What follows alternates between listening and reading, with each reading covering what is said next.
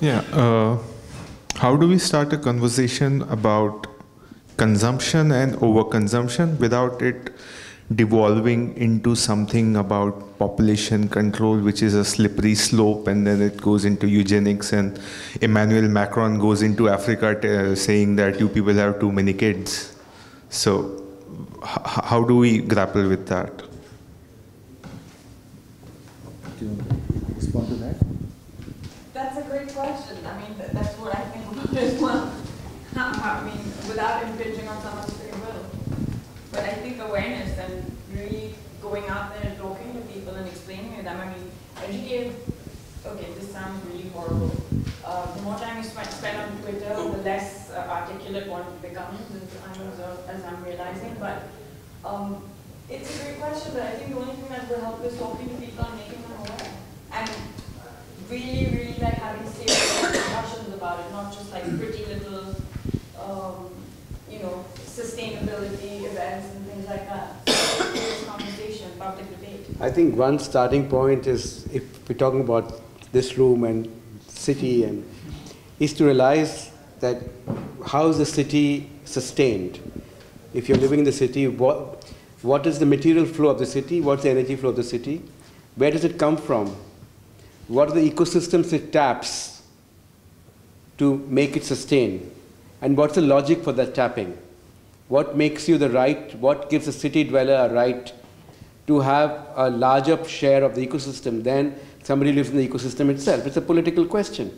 So we can talk of consumption if we think of this question, that consumption is not separated from resource use. Resource use is not separated from where the resource is coming from, and what alternate use that resource would have there. Suppose you want to have more ferrous metals in India. Where are all the copper? Where are all the mines? They're all under reserve forests. So either you have the tiger and cut the forest, or you have the mines. You can't have both. So when you start with consumption, it's not an only ethical question, it's a material question as well. What are you consuming? And what is your relationship to the materials which probably don't belong to you, but somehow we have a right to consume them? And what happens to them after we consume them? Where do they go? So if you put yourself part of a material chain, that your energy you're consuming comes from somewhere, where does it come from? The materials you're consuming comes from somewhere, where does it come from? Then we have started thinking ecologically. And then if you want to be a democratic citizen, then everything you do should be democratic in that framework, in a sense. And I think the question starts from, that's the query which I think all of us need to do, because we're not living in isolated systems anymore. And if we think we're not living in isolated systems, then we really start understanding what's the web which surrounds us. Just one small thing, if I may add, is that especially in an artistic milieu, is that it's not a zero-sum game, right? All consumption is not the same. And one of the people I really like on this is somebody who says that current contemporary consumption is just not pleasurable enough. It's not the Marxist problem that it's too pleasurable, but we should demand more, and we should demand different kinds of pleasure from the world, which does not have to obviously destroy it, because part of the engagement with that question is what is consumption and what are you eating? I mean, what is it that you're consuming, right? And if you take it as a given ki ye consumption hai, mall mein jana hai, wo kharid, this is what we have to consume in the city-urban context, then you are taking a certain commodity structure as the only place you can actually have any fun, and that creates a problem of that consumption itself becomes a given thing. Ki, if you are consuming, then you are consuming these type of capitalist products. Whereas the question is how to broaden the idea of consumption, which I think has a lot to do with what you value and what your culture is, and I think it has something to do with artistic questions of how you consume, how you live together, as in also like how you consume cultural resources, for example, and not just coal and so on. So I mean, this is just an addition to that, that it's not necessarily a, like consumption isn't only a physical, material relation, but lots of questions are still there, Simpreet, and... It's a very big cost issue. Or a very small one. Today, what happened? We stopped it. It's not exploding now, and the whole world wants it. We don't give it. Don't want it.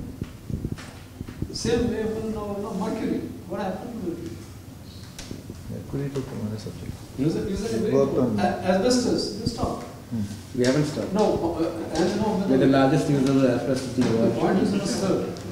Agarwal, the point is that seal hunting is wrong. It's banned. Whale hunting is banned. So we have Whale hunting is reopened. No, I didn't had a question, but sort of the question, the point of consumption you brought in and the way you articulated. So I had a sort of a comment which is about because there is a slippage in the way you articulated it, in the sense that it is sort of reducing a human being to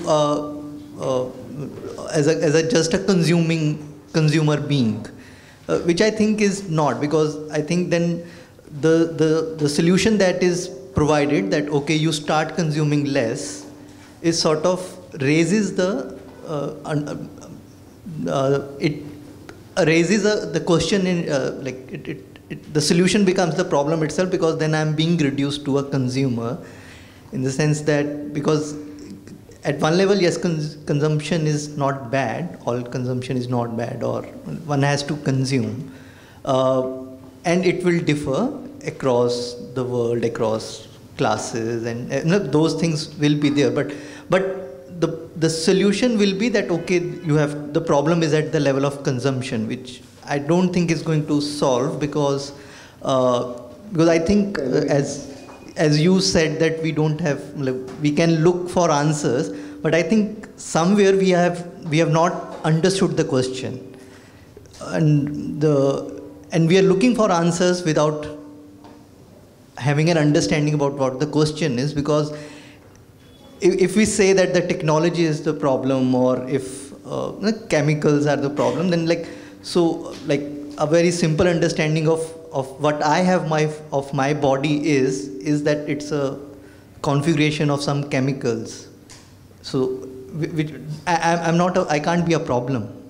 In what is in me is so even like plastics. So there will be many sort of a configurations of say polymers. So in nutshell, plastic is about some sort of a formula of the way the chemicals are aligned, which is also inside me. So I think then it would be that okay, what sort of combinations we are identifying as problems, that they are leading to some other problem, because I think otherwise this we are going into these binaries, and at one level we say that these binaries shouldn't be there, because while we are articulating it, that we are taking from nature, and then someone is saying, we ourselves are saying that we are part of nature.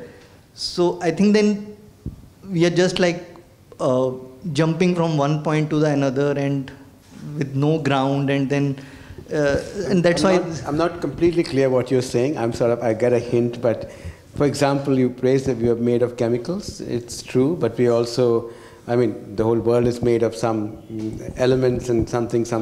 Also may not be. About what about antimatter? What about other ways of looking at matter?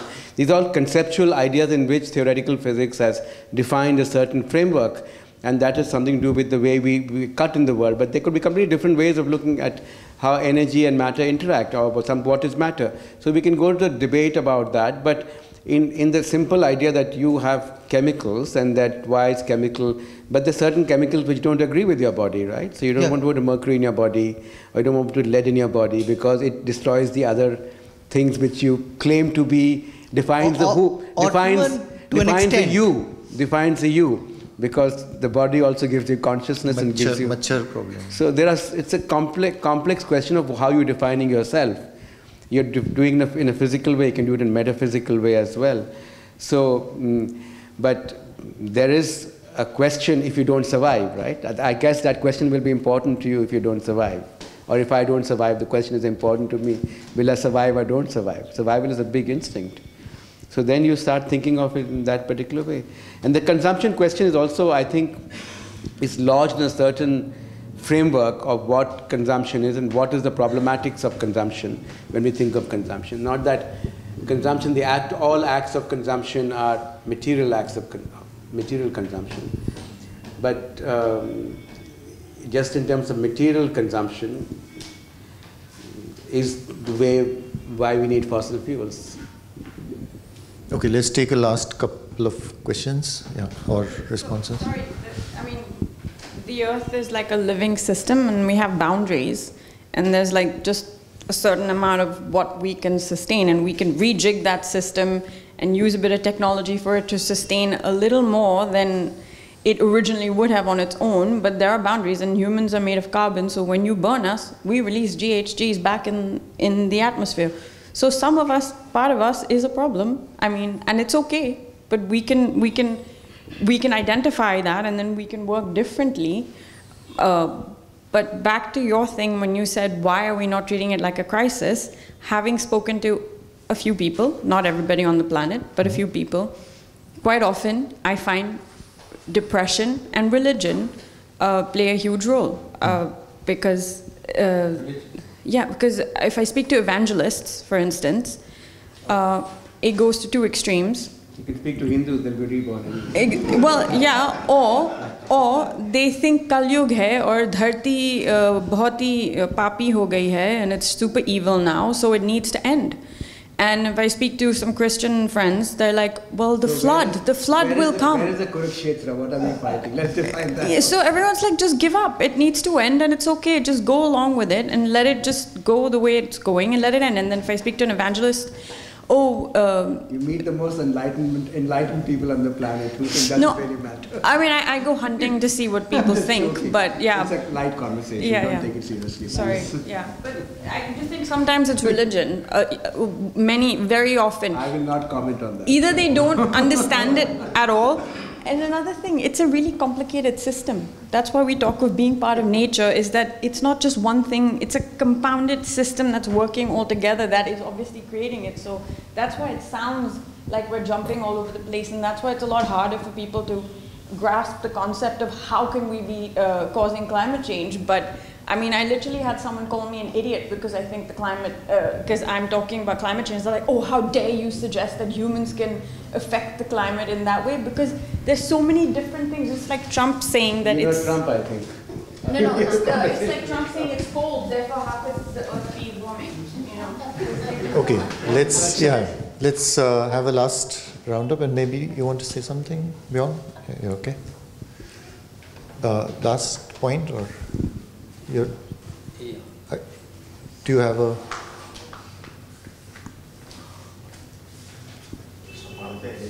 Huh? No, because Ravi Agarwal was very, very excellent in...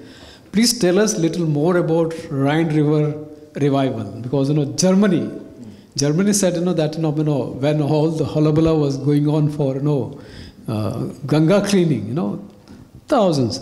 It all started with, I am not getting into the politics, but Rajiv Gandhi, when he became the Prime Minister, he said, 100 crore rupees I am giving it to put crocodiles. Why crocodiles on Ganga? Because people were putting half-burnt, not even half-burnt, just face-burnt dead bodies into the Ganga. Ganga cleaning, that is because coming back to whether it's religious or that. But now, last 5 years, we have been hearing, because German delegation, the Chancellor said that I will send German people who are expert on, who clean Rhine River, they will come and see it. They will suggest to you. We will do it, we will tell you within how fast we can do, how economically we can do. Was it the truth? Because they laughed at the presentation, they had beer and they went back. So this is the real story. Well, I just quickly answer that the Rhine was embanked, and in the last 10, 15 years they've started breaking them back. embankments, including in the Elbe. Many of the rivers, they're starting reviving to the natural rivers as they were, but they cannot because many oxbows and tributaries are already gone. So to the extent there is a relearning and there is a revival. That means you go back to an earlier. Yeah, but we are going the other way. They took 30 years. We are going the other way. Yes. We are increasingly concretizing, and we are building more dams. So I mean, it's a long conversation. I don't want to have it. Yeah, and so, and the Germans are helping us in one particular project. GIZ has a project in the Ganga, and they're doing what they're meant to be doing, what they've been asked to do. They're doing this, a bilateral agreement. So they're not having beer and gone away. They're actually very much here. I'm talking about that delegation. They might be having beer, but they haven't gone away. They're very much dealing. Not Indian beer. Very much dealing with things. But so. Finally, sir. Final. I thought that was final. Finally, you must tell us about your reservation about the real estate development in Mumbai. In Mumbai, I don't live in Mumbai. No. And I'm not standing for election, so I have no reason to comment on that. I think they have some fight on the wetland issues and cutting of trees. I saw it on NDTV. There is. So I just want to say quick two things, because the two things which I mentioned about when I showed the first two slides about values and non-values, what does that word mean? I think it's important to reconsider what the word value means and not reject the word value. And also when we talk of affective knowledge, how do we know something? The two things I want to leave behind, it's not just about what we can do in the material world, but how we can think about things differently. Thank you. Thank you. Thanks.